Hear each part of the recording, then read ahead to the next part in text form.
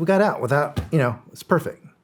Quiet time of the day, nice friendly waves on the way out by our friend the Zintanis, and done. We do some other meetings along the way to facilitate our evacuation to the border, and it only takes 3.5, 4 hours maybe, I'm thinking, to get to the border. But from that, so we go south of the city and follow the terrain, which is a huge seawall way inland, and follow that all the way to the Tunisian border. And so we're way down south in Tunisia, and most of the time it took to get up north to Tunis was the rest of the 24 hours that we had, like the 18 hours that we had left, right? Yeah. We had to stop at an airfield, as we had to drop off the State Department packs at an airfield so they can get on a plane and fly to wherever it is they flew. I think they flew to Sigonella or something. They had a plane waiting on us. So then the rest of the drive to Tunis was just our office folks. Okay. So, and about 5, 6 o'clock in the morning the next day, we pulled into the embassy in Tunis. Totally beat, falling asleep at the wheel, all those things. Hey, wake up. Let me take over for a minute, right? Yeah. Yeah, it was a long drive. It was brutal. But yeah, and like I was saying before, probably the most successful evacuation that you never heard about. Yeah, no kidding. Because it worked. We had 154 people from Tripoli at its worst to Tunis, unscathed. One vehicle that broke down on us, and that was it.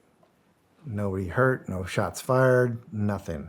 That's incredible. Yeah, that was pretty neat. And it's probably half a dozen people that I can really attribute that to. Task Force TL, the chief, the deputy chief, the 2 operations officers that were in there doing that. I'm going to miss somebody. And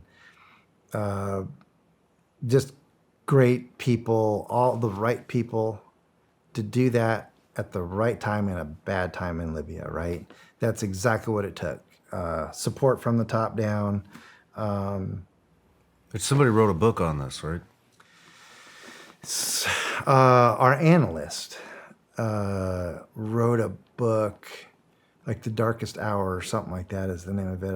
I'll send you that one. It's a good read. Now, it's from her perspective. She was actually, I identified her as a part of all the group. I ran out of GRS guys. I ran out of fighters, barrel-chested freedom fighters, right? I ran out of them. It's like, so who's left that I could put in a seat that's going to help me or help us get out? And, help me help the group to get out. And I was like, well, Rain, I don't know if I should say her call sign because I think she changed it for the book purposes. So anyway, she was good. She was very motivated. She was good at her job as an analyst. But if we went to the range to shoot guns, she wanted to know, yes, I need to shoot my gun because I haven't shot it in a while. All right, come on, let's do it. Let's go do this, right? She was very proactive in all the stuff. How are we getting out? Asking like good questions during the whole planning process. She wasn't like directly involved in it, but as an analyst, we were using her a lot for her information on what she thought, the routes, the Zintanis, intent, what their possible, actions were, the Mizratans, what they were possibly going to do, and what's Haftar going to do with the LNA? Are they going to sit this one out for a little bit and wait for everything to happen to come across? All this stuff. She's great at what she did. And so I asked her to sit shotgun with another GRS dudes in the back of my chalk. So she was going to manage the comms, right? So GRS driver can drive. And he can talk on the radio too, but just so he doesn't have his hands full and all the stuff to worry about, she's going to talk through, or TC's going to talk through our analyst. He's going to say what to say, hold the mic for him to talk into, and all those kind of things, right? And so I told her not to worry about it. I'm not going to make you a GRS person overnight. You're just going to help, TC do what he does. And make sure that if somebody takes a wrong turn and that everybody stays behind me, keep an eye on where I am at and don't let anybody take wrong turns. Don't let anybody get out of the vehicles. If you see somebody get out of the vehicles, then speak up about it on the radio.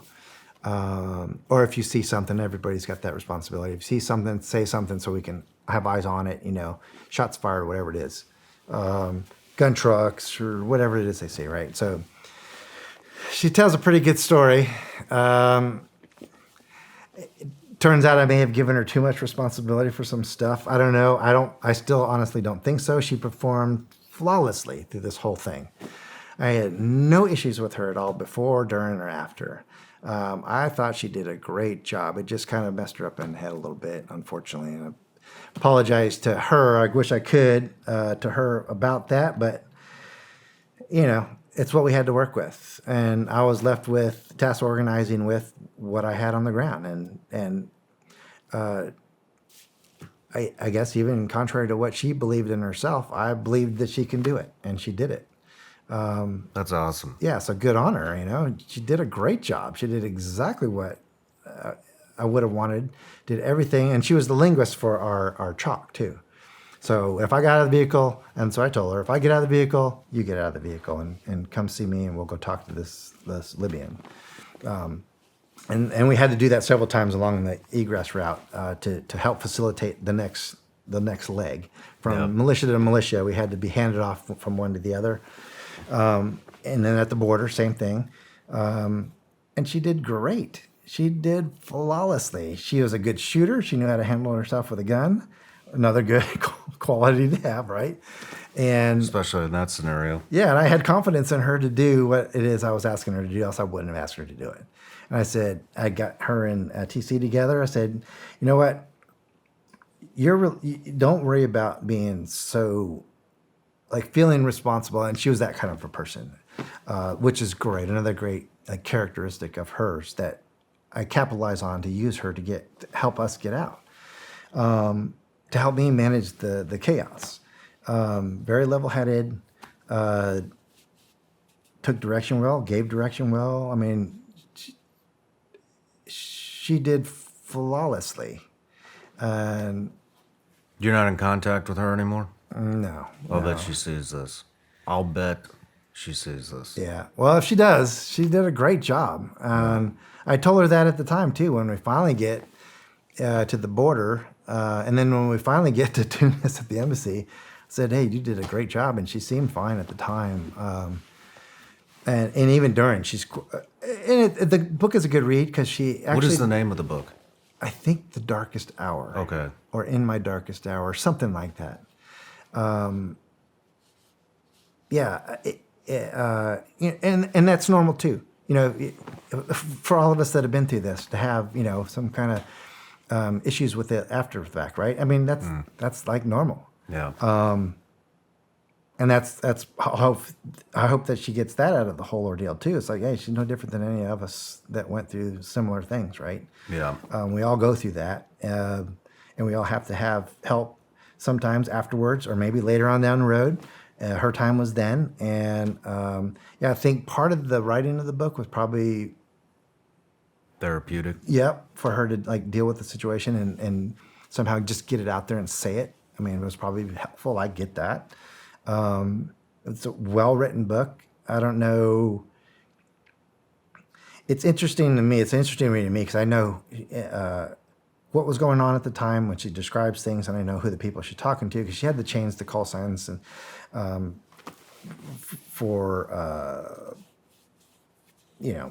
Obvious she was reasons. told to change the call sign, so she did.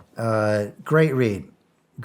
I would have never known that she was going through that at the time. Like the way she describes her. I want to say her.